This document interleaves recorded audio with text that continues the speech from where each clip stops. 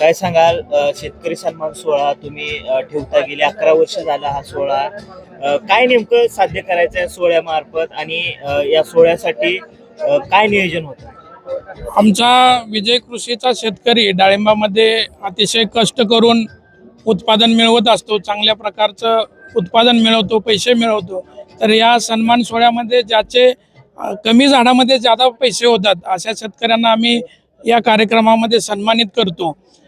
त्याच्यामध्ये अगदी 1 एकरामध्ये 20-20 लाख 25-25 लाखाचे उत्पन्न घेणारे शेतकरी आपल्याला या सन्मान सोहळ्यामध्ये पाहायला मिळतात.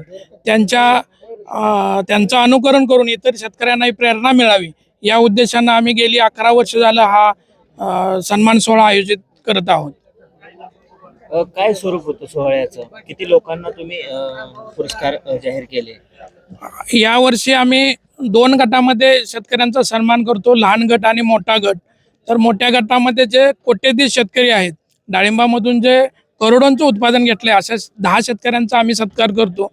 त्याचबरोबर लहान गटामध्ये प्रति एकर ज्या शेतकऱ्यांचं जास्त उत्पादन मिळालेलं आहे अशा 10 शेतकऱ्यांचाही आम्ही या सन्मान सोहळ्यामध्ये सन्मान करत असतो. मला सांगा कोणकोणत्या भागातल्या कंपन्या या कार्यक्रमासाठी आल्या होत्या आणि शेतकऱ्यांना काय त्यांनी मार्गदर्शन केलं? हा कार्यक्रम 4 वाजल्यापासून चालू झाला होता. प्रत्यक्ष प्लॉटवर आम्ही डाळिंबामध्ये जे 7 वेगवेगळ्या अवस्था आहेत, कळी आहे, सेटिंग आहे, फ्लॉवरिंग, वेगवेगळे हार्वेस्टिंग, हिरव्या स्टेजमधले सगळ्या स्टेजमधलं डाळिंब आमच्या शेतामध्ये आहे. ते शेतकऱ्यांना आम्ही प्रत्यक्ष प्लॉटवर नेऊन त्या शेतकऱ्यांना तो प्लॉट दाखवला आणि त्या प्लॉटवर आम्ही त्या स्टेजनुसार कशा प्रकारच्या आपण डाळिंबामध्ये काळजी घेतली पाहिजे या पद्धतीनं मार्गदर्शन केलं.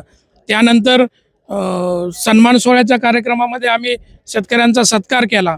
त्याचबरोबर एक लकी ड्रॉ कुपन आम्ही काढलं की जेणेकरून आपला शेतकरी हा विमानात बसून परदेशवारी व्हावी किंवा परदेशात फिरायला जावा यासाठी आम्ही शेतकऱ्यांना लकी ड्रॉ काढलं. त्यामध्ये 100 कुपन आले होते. 100 पैकी 10 शेतकऱ्यांची निवड आम्ही या परदेश दौऱ्यासाठी या लकी ड्रॉच्या माध्यमातून केलेली आहे. त्यानंतर आता स्नेहभोजनाचा कार्यक्रम आहे. मला सांगा आटपाडी तालुका हा डाळिंबाची पंढरी म्हणून ओळखला जाणारा तालुका, पूर्वी जे डाळिंबाचं क्षेत्र होतं त्यापेक्षा आता क्षेत्र वाढले की कमी झाले? डाळिंबाचं क्षेत्र आटपाडी सांगोला हे 1988-85 पासून जवळपास आहे. पण मधल्या 2020 नंतर जे पाऊस वाढला, हवामानात जो बदल झाला त्यानंतर डाळिंबाचं क्षेत्र झपाट्यानं घटलं. परंतु गेल्या वर्षीपासून गेल्या 2 वर्षात परत डाळिंबाचं क्षेत्र तेवढ्याच जोमानं आटपाडी सांगोला सर्वच डाळिंब विभागात वाढत आहे. तालुक्यातील किंवा तालुक्याच्या बाहेरील महाराष्ट्रातील संपूर्ण शेतकऱ्यांना तुम्ही काय आवाहन कराल? डाळिंबाचं वर्षभर नियोजन करून, काटेकोर नियोजन करून, योग्य मार्गदर्शन घेऊन जर आपण डाळिंब शेती केली तर डाळिंबामध्ये निश्चितच चांगला पैसा मिळतो. फक्त वर्षभर काम करण्याची शेतकऱ्याची चिकाटी, जिद्द, तयारी असावी. अनेक तरुण बेरोजगार आहेत, नोकरीच्या शोधात आहेत. अशा तरुणांना तुम्ही काय सल्ला द्याल? आज रोजगार हा तसा फार अवघड झालेला आहे. परंतु जर आपली शेती जर आपण केली, खास करून आपल्या भागामध्ये जर आटपाडी सांगोला या परिसरात डाळिंब शेती केली, डाळिंबाकडे जर नवीन तरुण वळले तर ते अधिक जोमानं काम करतील आणि चांगल्या पद्धतीने उत्पादनही घेऊ शकतात. इतर व्यवसायापेक्षा डाळिंब शेतीतून कोट्याधीश होता येतं.